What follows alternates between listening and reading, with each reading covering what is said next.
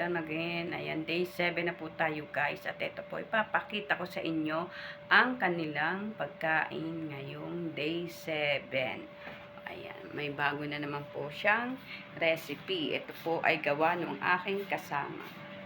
Ayan po guys. Baka tayo ay mamura nun. Ayan. Ayan po ay shawarma na may french fries, tapos laham at saka po chicken. Kita nyo guys. At ang naalito pa po. At eto naman guys ang pizza na ang kaano naman po nito ay muntik pang maano. Wala pa po yung aking kasama. At ito naman po yung ginawa niyang pizza. O, kita nyo guys. Lalagyan pa po yan ng sambusa. Ayan po ang kanyang luto today. Diba? At ito naman po guys, ang shorba na inaabangan lagi ng mga manonood. Ayan, ang shorba guys. Ito po ang shorba. Ayan. Dinagdagan po ulit niya ng tubig. At ako po ay mag-prepare na ng tamar guys. Ayan. So, mag-aalasin ko na po.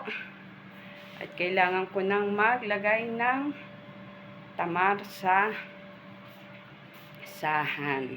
O, ayan. At ayan nga ni, at nagising na nga po yung aking amo kanina.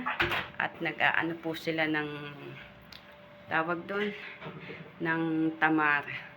Tapos yung iba po ay pinamigay na, ibinigay po sa labas. Yan. At yung aking kasama ay hindi pa po tapos yan magluto.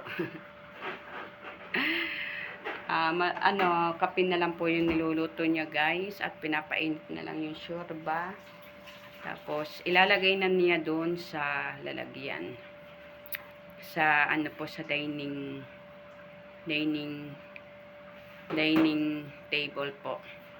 Doon po sa pangalawa. Yun. Kung nakikita niyo po yung kasama ko, yan po ay nag-ano po yan ng kape. Yan.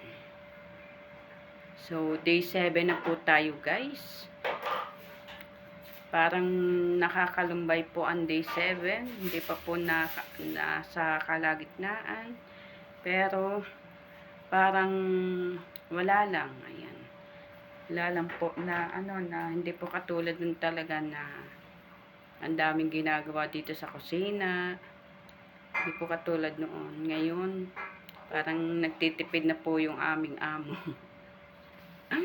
Kung ano lang po yung pabibili namin, yun lang din po ang bibilhin talaga. Ayan. At saka hindi po talaga sila nag-grocery guys. Ayan. So, ayan na, ilagay na po ng aking kasama yung shorba sa lalagyan. Yan po ang shorba na tinatawag. So, diba? Masarap po yan kasi vegetable po yan. At eto naman po yung kape ay hindi pa po tapos. Ayan. Yung ang kasama po ay ayan. Nagliligpit pa po. Dadalwa na naman po kami at wala na naman po yung isa at nasa kanya pong amo. Siyempre, may amo yun eh. Kaya yan guys, hanggang dito na lang aming vlog at next video na ulit. Thank you so much sa mga sumusubaybay sa aking mga video kahit hindi kagandahan guys. Ayan, Ramadan Karim. Mega shout out to all. Hindi na po ako babanggit ng mga pangalan nyo at baka magselos pang iba. Ayan, chart. Kung di ka pa nakaka-subscribe sa aking YouTube channel at Hacker Live, click all the bell para updated ka sa aking buhay. O, diba? Ayan. Thank you so much.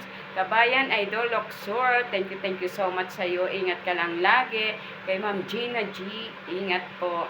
At kay Ma'am JC Salaber, thank you so much po lagi. Bye everyone.